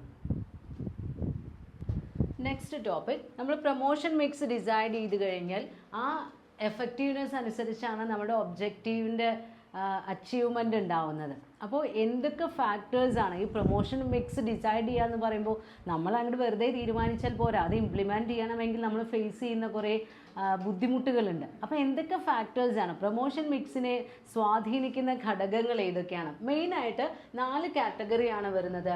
Product related factors, customer related factors, organisation related factors and situation related factors. അപ്പോൾ ഓരോ സ്റ്റേജസിലും ഓരോ ഫാക്ടേഴ്സും നമ്മളെ എങ്ങനെയാണ് സ്വാധീനിക്കുന്നത്, അല്ലെങ്കിൽ ഓരോ ഘടകങ്ങൾക്കനുസരിച്ച് ഏത് ടൂളാണ്, പ്രൊമോഷണൽ ടൂളാണ് നമ്മൾ സെലക്ട് ചെയ്യേണ്ടത്. അപ്പോൾ ഏറ്റവും ആദ്യം നമ്മൾ കൺസിഡർ ചെയ്യുന്നത് പ്രൊഡക്റ്റുമായി റിലേറ്റ് ചെയ്ത് വരുന്ന ഫാക്ടേഴ്സാണ്. അതിൽ ഏറ്റവും ആദ്യത്തെ പോയിന്റ് ആയിട്ട് വരുന്നത് amount or complexity of information. നമ്മൾക്ക് നമ്മുടെ പ്രോഡക്റ്റിനെ കുറിച്ചിട്ടുള്ള മെസ്സേജ് എങ്ങനെയാണ് നൽകേണ്ടത്? വളരെ സിമ്പിളായി നൽകുന്ന മെസ്സേജ് ആണെങ്കിൽ നമ്മൾക്ക് ഏത് നോൺ പേഴ്സണൽ മീഡിയ വേണമെങ്കിലും ഉപയോഗിക്കാം. ഇപ്പോൾ എക്സാമ്പിളായിട്ട് സോഫ്റ്റ് ഡ്രിങ്ക്സിൻ്റെ പരസ്യമൊക്കെ പറയുന്നുണ്ട്, കോളകളുടെ പരസ്യങ്ങൾ. വളരെ വേഗം ഈസി ആയിട്ട് നമ്മൾക്ക് പരസ്യങ്ങളിലൂടെ ആ മെസ്സേജ് റിസീവേഴ്സിലേക്ക് എത്തിക്കാം. എന്നാൽ കോംപ്ലിക്കേറ്റഡ് ഇൻഫർമേഷൻ ഉള്ള പ്രോഡക്റ്റ് ആണെങ്കിൽ അതിനെക്കുറിച്ച് എക്സ്പ്ലെയിൻ ചെയ്യണമെന്നുണ്ടെങ്കിൽ നമ്മൾക്ക് അഡോപ്റ്റ് ചെയ്യാൻ പറ്റുന്ന ടൂള് പേഴ്സണൽ സെല്ലിങ്ങോ അല്ലെങ്കിൽ സെയിൽസ് പ്രൊമോഷനോ ആണ്. അപ്പോൾ ഓരോ പ്രോഡക്റ്റിൻ്റെ നാച്ചർ അനുസരിച്ചും ആ പ്രോഡക്റ്റിൻ്റെ മെസ്സേജ് എങ്ങനെയുള്ളതാണ് എന്നുള്ളതിനെ നോക്കി വേണം പ്രൊമോഷണൽ ടൂൾ സെലക്ട് ചെയ്യാൻ. രണ്ടാമതായി പറയുന്നത് stage of product in PLC. Product life സൈക്കിളിൽ ഏത് സ്റ്റേജിലാണ് നമ്മളുടെ പ്രോഡക്റ്റ് നിൽക്കുന്നത്? ഇപ്പോൾ ഏറ്റവും ആദ്യമായി പുതിയൊരു ടൈപ്പ് ഓഫ് പ്രോഡക്റ്റ് നമ്മൾ മാർക്കറ്റിലേക്ക് ഓഫർ ചെയ്യുകയാണെങ്കിൽ, അല്ലെങ്കിൽ നമ്മൾ ഇൻട്രൊഡ്യൂസ് ചെയ്യുന്ന ലോഞ്ചിങ് സ്റ്റേജ് ആണെങ്കിൽ പ്രൊമോഷന് വേണ്ടി നമുക്ക് ഹെവി എക്സ്പെൻസ് ചിലവാക്കേണ്ടി വരും. കാരണം ഏറ്റവും ആദ്യമായി ആ പ്രോഡക്റ്റിനെ കുറിച്ചുള്ള ബേസിക് ഇൻഫർമേഷനും അവയർനെസ്സും നമ്മൾക്ക് കൺസ്യൂമേഴ്സിന് നൽകേണ്ടതായി വരും. അപ്പോൾ അതിനുവേണ്ടി എക്സ്റ്റെൻസീവ് അഡ്വർടൈസിങ്ങും സെയിൽസ് പ്രൊമോഷനും പബ്ലിസിറ്റിയും എല്ലാം നമ്മൾ ഉപയോഗിക്കാറുണ്ട്. എന്നാൽ ഗ്രോത്ത് സ്റ്റേജിലാണെങ്കിൽ ഫോക്കസ് നമ്മൾ എവിടേക്ക് ഷിഫ്റ്റ് ചെയ്യുന്നു? ആ ബ്രാൻഡിൻ്റെ മറ്റ് ബ്രാൻഡുകളിൽ നിന്ന് നമ്മളുടെ ബ്രാൻഡ് എങ്ങനെ വ്യത്യസ്തമായിരിക്കുന്നു എന്നുള്ളത് എക്സ്പ്ലെയിൻ ചെയ്യാൻ വേണ്ടിയാണ് പ്രൊമോഷൻ ടൂൾസ് ഉപയോഗിക്കുന്നത്. അപ്പോൾ ആ സ്റ്റേജിൽ നമ്മൾ കൂടുതൽ പെർസ്വേസീവ് ആയിട്ടുള്ള കമ്മ്യൂണിക്കേഷനാണ് സ്പ്രെഡ് ചെയ്യുന്നത്. ദെൻ മെച്യൂരിറ്റി സ്റ്റേജ് ആണെങ്കിൽ ഹയസ്റ്റ് ലെവലാണ്, കാരണം നമ്മളുടെ മാക്സിമം എത്തിക്കഴിഞ്ഞു. അപ്പോൾ ആ സ്റ്റേജ് പരമാവധി കൺസിസ്റ്റൻ്റ് ആയിട്ട് തുടരുക എന്നുള്ളതാണ് നമ്മുടെ ലക്ഷ്യമുണ്ടാവുക. അപ്പോൾ അതിനുവേണ്ടി heavy amount of promotional activities ആണ് നമ്മൾ നടത്താറുള്ളത്. അതേപോലെ തന്നെ product type and unit price. നമ്മളുടെ പ്രോഡക്റ്റ് എങ്ങനെയുള്ളതാണ്, അതിൻ്റെ പ്രൈസ് എങ്ങനെയാണ്? വളരെ ഇൻഎക്സ്പെൻസീവ് ആയിട്ടുള്ള ചീപ്പായി കിട്ടുന്ന ചില പ്രോഡക്റ്റുകൾ ഉണ്ടായിരിക്കും. ഇപ്പോൾ റേസർ, ടൂത്ത് പേസ്റ്റ്, അങ്ങനെയൊക്കെയുള്ള സ്ഥിരം നമ്മൾ വാങ്ങിക്കുന്ന, എപ്പോഴും വാങ്ങിച്ചുകൊണ്ടിരിക്കുന്ന പ്രോഡക്ട്സ്, അതിനൊക്കെ നമ്മൾ ഒരുപാട് അഡ്വർടൈസ്മെൻറ്റുകൾ നൽകാറുണ്ട്. പിന്നെ അതേപോലെ തന്നെ കോംപ്ലക്സ് പ്രോഡക്റ്റ് ആണെങ്കിൽ ഇൻഡസ്ട്രിയൽ പ്രോഡക്ട്സ് ഒക്കെ ഉണ്ടായിരിക്കും, വളരെ വില കൂടിയ പ്രോഡക്റ്റുകളൊക്കെ. അതിന് നമ്മൾ സാധാരണ അഡ്വർടൈസിങ് ഒന്നല്ല നൽകുക, ഡയറക്റ്റായിട്ട് പേഴ്സണൽ സെല്ലിംഗ് മെത്തേഡാണ് ഉപയോഗിക്കുന്നത്. കാരണം അത് എല്ലാവരും ഇടയ്ക്കിടയ്ക്ക് വാങ്ങുന്നതല്ല, അതിന് ഹൈ എമൗണ്ട്, അതിൻ്റെ കോസ്റ്റ് എന്ന് പറയുന്നത് വളരെ വലുതായിരിക്കും. അത് വാങ്ങിക്കുന്നത് എപ്പോഴെങ്കിലും ഒരു ബയറൊക്കെ ഉണ്ടാവുള്ളൂ. അപ്പോൾ ആ ബയറോട് നമ്മൾ ഡയറക്റ്റായിട്ട് അതിനെക്കുറിച്ചുള്ള കാര്യങ്ങൾ വിശദീകരിക്കുകയാണ് ചെയ്യുക പേഴ്സണൽ സെല്ലിങ്ങിലൂടെ. അപ്പോൾ അതാണ് പ്രോഡക്റ്റ് റിലേറ്റഡ് ഫാക്ടേഴ്സ്. പിന്നെ പറയുന്നത് കസ്റ്റമർ റിലേറ്റഡ് ഫാക്ടേഴ്സ് ആണ്. നമ്മളുടെ മെസ്സേജ് നമ്മൾ നൽകുന്ന റിസീവേഴ്സ് അവർ ഏത് കാറ്റഗറിയിൽ പെടുന്നു, അവരുടെ അതിൽ ഫസ്റ്റ് എന്താ പറയുന്നത്, ക്യാരക്ടറിസ്റ്റിക്സ് ഓഫ് ടാർഗറ്റ് മാർക്കറ്റ്. നമ്മൾ സെലക്ട് ചെയ്യുന്ന മാർക്കറ്റ് സെഗ്മെൻറ്റ്, അവിടെയുള്ള ആ കസ്റ്റമേഴ്സിൻ്റെ സവിശേഷത, അതിനെ നോക്കി നമ്മൾ എന്ത് ചെയ്യണം? സ്ട്രാറ്റജി, പ്രൊമോഷണൽ സ്ട്രാറ്റജി ഡിസൈൻ ചെയ്യണം. ഇപ്പോൾ എക്സാമ്പിൾ പറയുകയാണെങ്കിൽ non personal promotions R suitable for ultimate consumers. നമ്മളുടെ പ്രോഡക്റ്റ് വാങ്ങിയാണ്ട് ഉപയോഗിക്കുക, അങ്ങനെ ആ രീതിയിലുള്ള ആളുകൾക്കാണെങ്കിൽ നമ്മൾക്ക് നോൺ പേഴ്സണൽ അഡ്വർടൈസിങ് ചെയ്താൽ മതി. എന്നാൽ ഇൻഡസ്ട്രിയൽ യൂസേഴ്സ് ഉണ്ടായിരിക്കും പ്രോഡക്റ്റിൻ്റെ, അങ്ങനെയുള്ളവർക്ക് നമ്മൾ പലപ്പോഴും ഡയറക്റ്റ് ആയിട്ടുള്ള പ്രൊമോഷണൽ ടൂൾസ്. പിന്നെ അതേപോലെ തന്നെ ടാർഗറ്റ് മാർക്കറ്റ് ഇൻക്രീസ് ചെയ്യുകയാണെങ്കിൽ നോൺ പേഴ്സണൽ ഫോംസ് തന്നെയാണ് നമ്മൾ ഉപയോഗിക്കാറുള്ളത്. കാരണം സൈസ് ഇൻക്രീസ് ചെയ്യുമ്പോൾ അവിടെ ഹെറ്ററോജീനസ് ആയിട്ടുള്ള വ്യത്യസ്തരായിട്ടുള്ള കസ്റ്റമേഴ്സാണ് അവിടെ ഉണ്ടായിരിക്കുക. ദെൻ അതേപോലെ ഓരോ രീതിയിലും നമ്മുടെ കസ്റ്റമേഴ്സിൻ്റെ സ്പെഷ്യാലിറ്റിക്ക് അനുസരിച്ച് നമ്മൾ എന്ത് ചെയ്യുന്നു, പ്രൊഡക്റ്റിൻ്റെ പരസ്യങ്ങൾ അല്ലെങ്കിൽ നമ്മൾ അതിനുപയോഗിക്കുന്ന ടൂൾസിൽ വ്യത്യാസം വരുത്തുന്നു. ദെൻ രണ്ടാമതായി പറയുന്നത് ടൈപ്സ് ഓഫ് ബൈയിങ് ഡിസിഷൻ ആണ്. രണ്ട് തരത്തിൽ വരാം. റൂട്ടീൻ ഡിസിഷനും ഉണ്ടായിരിക്കും, കോംപ്ലക്സ് ഡിസിഷനും ഉണ്ടാവും. സാധാരണയായി സ്ഥിരമായി നമ്മൾ വാങ്ങിക്കുന്ന പ്രോഡക്ട്സിനെ കുറിച്ചെടുക്കുന്ന തീരുമാനങ്ങളാണ് റൂട്ടീൻ ഡിസിഷൻസിൽ വരുന്നത്. അതിന് അത്രയധികം അറ്റൻഷൻ നൽകേണ്ട ആവശ്യമില്ല. എന്നാൽ ചില സ്പെഷ്യൽ സിറ്റുവേഷൻസിൽ നമ്മൾ അത്രയും കോംപ്ലക്സ് ഡിസിഷൻസ് എടുക്കുമ്പോൾ അതിന് കൂടുതൽ പ്രൊമോഷൻ ആവശ്യമായി വരും. ദെൻ അതേപോലെ ഇപ്പം അതിൽ എക്സാമ്പിളായിട്ട് പറയുന്നുണ്ട്, ഡ്യൂറബിൾസ് വാങ്ങിക്കുമ്പോഴാണ് ഈ കോംപ്ലക്സ് ഡിസിഷൻ വരുന്നത്. അതിന് ഹെവി കോസ്റ്റ് ആയിരിക്കും, നമ്മൾ എപ്പോഴെപ്പോഴും വാങ്ങുന്നൊന്നും ഉണ്ടായിരിക്കില്ല അത്തരം പ്രോഡക്ട്സിന്. ദെൻ അടുത്ത സെക്ടർ എന്ന് പറയുന്നത് ഏതാ? കസ്റ്റമർ റിലേറ്റഡ് കഴിഞ്ഞാൽ ഓർഗനൈസേഷൻ റിലേറ്റഡ് ഫാക്ടേഴ്സ്, നമ്മളുടെ സ്ഥാപനവുമായി റിലേറ്റ് ചെയ്തു വരുന്ന ഫാക്ടേഴ്സ്. അതായത് marketing, channel and promotion strategy, branding strategy, budget. നമ്മളുടെ സ്ഥാപനത്തിൽ ഓർഗനൈസേഷൻ റിലേറ്റഡ് ഫാക്ടേഴ്സിൽ ഏറ്റവും ആദ്യം തീരുമാനിക്കുന്നത് മാർക്കറ്റിംഗ് ചാനലിലെ പ്രൊമോഷൻ സ്ട്രാറ്റജി അത് എങ്ങനെ വേണം. രണ്ട് ടൈപ്പ് സ്ട്രാറ്റജി വരുന്നുണ്ട്, പുഷ് സ്ട്രാറ്റജിയും പുൾ സ്ട്രാറ്റജിയും. പുഷ് സ്ട്രാറ്റജി എന്ന് പറഞ്ഞു കഴിഞ്ഞാൽ സെല്ലർ അല്ലെങ്കിൽ മാർക്കറ്റർ ഇൻ്റർമീഡിയറീസിനെ പുഷ് ചെയ്യുന്നു. പുൾ സ്ട്രാറ്റജി എന്ന് പറയുമ്പോൾ നമ്മൾ കസ്റ്റമേഴ്സിനെയാണ് പുഷ് ചെയ്യുന്നത്, ഫൈനൽ ബയേഴ്സിനെ. അതിൻ്റെ ഡയഗ്രമാറ്റിക്കൽ റെപ്രസെൻറ്റേഷൻ കൊടുത്തിട്ടുണ്ട്. ഫസ്റ്റിൽ പുഷ് സ്ട്രാറ്റജിയിലാണെങ്കിൽ സെല്ലർ ആരെ പുഷ് ചെയ്യുന്നു? ഹോൾസെയിലറെ. ഹോൾസെയിലർ റീറ്റെയിലറെ പുഷ് ചെയ്യുന്നു. റീറ്റെയിലറാണ് പ്രൊമോഷനിലൂടെ കസ്റ്റമേഴ്സിനെ പുഷ് ചെയ്യുന്നത്. പുൾ സ്ട്രാറ്റജിയിലോ കസ്റ്റമർ റീറ്റെയിലറോട് റിക്വസ്റ്റ് ചെയ്യുന്നു, റീറ്റെയിലർ ഹോൾസെയിലറോട് റിക്വസ്റ്റ് ചെയ്യുന്നു, ഹോൾസെയിലർ പ്രൊഡ്യൂസറോട് റിക്വസ്റ്റ് ചെയ്യുന്നു. ആ രീതിയിലുള്ളത്. അപ്പോൾ നമ്മുടെ സെല്ലർ ആരെയാണ് പുഷ് ചെയ്യുന്നത്? അല്ലെങ്കിൽ പുൾ സ്ട്രാറ്റജിയിൽ കസ്റ്റമേഴ്സിനെയാണ് നമ്മൾ കൂടുതൽ പ്രേരിപ്പിക്കുന്നത്. അതിനുവേണ്ടി നമ്മൾ എന്തൊക്കെ ഓഫർ ചെയ്യും? കൂപ്പണുകൾ, പ്രീമിയമുകൾ, അതായത് ഫ്രീ ഗിഫ്റ്റുകൾ ഒക്കെ ഓഫർ ചെയ്യുന്നു. അപ്പോൾ producer wants to create strong company image. അതിനാണ് പുൾ സ്ട്രാറ്റജിയൊക്കെ നമ്മൾ അഡോപ്റ്റ് ചെയ്യുന്നത്. പിന്നെ ബ്രാൻഡിങ് സ്ട്രാറ്റജി എന്ന് പറഞ്ഞു കഴിഞ്ഞാൽ സാധാരണയായി ചില സ്ഥാപനങ്ങൾ ഫാമിലി ബ്രാൻഡിങ് നടത്താറുണ്ട്. അവരുടെ കമ്പനി ഓഫർ ചെയ്യുന്ന എല്ലാ പ്രോഡക്ട്സിനും ഇപ്പോൾ അവർക്ക് ഓരോ ബ്രാൻഡിനും ചിലപ്പോൾ ഓരോ സ്പെഷ്യൽ പേരുകളൊക്കെ ഉണ്ടാവും. അങ്ങനെയാണെങ്കിലും അതിൻ്റെ മുകളിൽ ടാറ്റാസ് പ്രോഡക്റ്റ്, ടാറ്റ ഗ്രൂപ്പിൽ നിന്നുള്ളതാണ് എന്നറിയാൻ വേണ്ടി ആ രീതിയിൽ നമ്മുടെ കമ്പനിയുടെ പ്രോഡക്റ്റിനെ വേറിട്ടറിയുന്ന രീതിയിലുള്ള ബ്രാൻഡ് സ്ട്രാറ്റജി അഡോപ്റ്റ് ചെയ്യാറുണ്ട്. ദെൻ ബഡ്ജറ്റാണ്. എന്ത് കാര്യം ചെയ്യണമെങ്കിലും നമ്മൾക്ക് എന്ത് വേണം? ഫണ്ട് വേണം. സ്ഥാപനത്തിന് ഇഷ്ടംപോലെ ഫണ്ട് ഉണ്ടെങ്കിൽ നമ്മൾക്ക് പേഴ്സണൽ സെല്ലിങ്ങോ ഏത് മെത്തേഡ് വേണമെങ്കിൽ അഡോപ്റ്റ് ചെയ്യാം. എന്നാൽ ഫണ്ടിൻ്റെ അവൈലബിലിറ്റി കുറച്ച് ഷോർട്ടേജ് ഉള്ള രീതിയിലാണ്, അല്ലെങ്കിൽ പരമാവധി സൂക്ഷിച്ച് ഉപയോഗിക്കുന്ന രീതിയിലാണെങ്കിൽ നമ്മൾ പലപ്പോഴും മാസ് മീഡിയ പരസ്യങ്ങളാണ് ഉപയോഗിക്കാറുള്ളത്. കാരണം ഒരുപാട് പേർക്ക് അതിൽ നിന്നുള്ള എഫക്റ്റ്, അതിൽ നിന്നുള്ള ഇൻഫർമേഷൻ കിട്ടുന്നു. പേഴ്സണൽ സെല്ലിങ്ങോ അല്ലെങ്കിൽ ഡയറക്റ്റ് ആയിട്ടുള്ള രീതിയിലുള്ള പ്രൊമോഷണൽ ടൂൾസൊക്കെ ആകുമ്പോൾ അവിടെ നമുക്ക് കൂടുതൽ എക്സ്പെൻസീവാണ്. അപ്പോൾ ഫണ്ട് എത്രമാത്രം അവൈലബിൾ ആണ് എന്ന് നോക്കി നമ്മൾ പ്രൊമോഷൻ മിക്സ് തീരുമാനിക്കണം. ദെൻ ലാസ്റ്റിൽ വരുന്നത് ഏതാ? സിറ്റുവേഷൻ റിലേറ്റഡ് ആണ്. സിറ്റുവേഷൻ റിലേറ്റഡ് എന്ന് പറയുമ്പോൾ വിസിബിലിറ്റി ഓഫ് ദ ഫേമും എൻവയോൺമെൻറ്റും, ദെൻ ഇമ്പാക്റ്റ് ഓഫ് കോമ്പറ്റീഷൻ, ഈ രണ്ട് കാര്യങ്ങളും നമ്മൾ കൺസിഡർ ചെയ്യുന്നു. വിസിബിലിറ്റി ഓഫ് ദ ഫേം എന്ന് പറയുമ്പോൾ പല കമ്പനികളും അറിയപ്പെടുന്നത് അവരുടെ പ്രോഡക്ട്സിൻ്റെ ബേസിലാണ്, അല്ലെങ്കിൽ ആ സർവീസുകൾ, അവർ ഓഫർ ചെയ്യുന്ന സർവീസുകളെ റിലേറ്റ് ചെയ്താണ് നമ്മൾ ആ കമ്പനിയെ മനസ്സിലാക്കുന്നത്. ഇപ്പോൾ ഇതിൽ എക്സാമ്പിളായിട്ട് പറയുന്നുണ്ട് യൂണിലിവർ, ടാറ്റ, ITC, റിലയൻസ്, അങ്ങനെയുള്ള ആ ഹിന്ദുസ്ഥാൻ യൂണിലിവർ ഉണ്ടല്ലോ, HU എന്ന് എഴുതിയിട്ടുള്ള ആ കമ്പനി. ഇതെല്ലാം അവരെന്ത് ചെയ്യുന്നു? അവരുടെ എൻവയോൺമെൻറ്റിനനുസരിച്ച് വളരെയധികം സെൻസിറ്റീവായിട്ട് റിയാക്ട് ചെയ്യും. മാറുന്ന സാഹചര്യങ്ങൾക്കനുസരിച്ച് അവർ മാറുന്ന സ്ട്രാറ്റജിയും അഡോപ്റ്റ് ചെയ്യും. ഇപ്പോൾ എക്സാമ്പിളായിട്ട് പറയുന്നുണ്ട് Tata have sponsored cancer research. നമ്മുടെ സോഷ്യൽ റെസ്പോൺസിബിലിറ്റി ആണ് അല്ലേ, നമ്മുടെ വരുമാനത്തിൻ്റെ ഒരു പെർസെൻറ്റേജ് സമൂഹത്തിന് വേണ്ടി ചിലവഴിക്കുക. അപ്പോൾ ടാറ്റ അതിനു വേണ്ടി നടത്തിയത് ക്യാൻസർ റിസർച്ചാണ്. ITC എന്താ ചെയ്തത്? Music program. MRF ചെയ്യുന്നത് സ്പോർട്ട് ഈവൻറ്റുകളാണ്, വേൾഡ് ബോക്സിംഗ് ചാമ്പ്യൻഷിപ്പുകളൊക്കെ. അപ്പോൾ അങ്ങനെ ഹൈലി വിസിബിൾ ഫേംസ് ആയി നിലനിൽക്കാൻ അവർ ശ്രമിക്കുന്നു.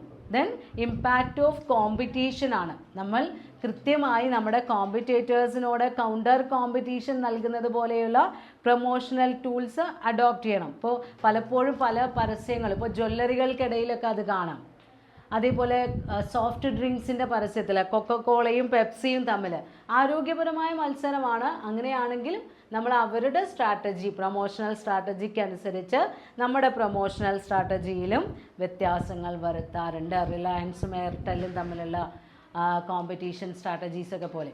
അപ്പോൾ പ്രൊമോഷൻ കറക്റ്റായി നടത്തിക്കഴിഞ്ഞാൽ നമ്മൾക്ക് മാർക്കറ്റിങ്ങിൻ്റെ ഒബ്ജക്റ്റീവായിട്ടുള്ള profit maximisation through customer satisfaction achieve ചെയ്യാൻ കഴിയും.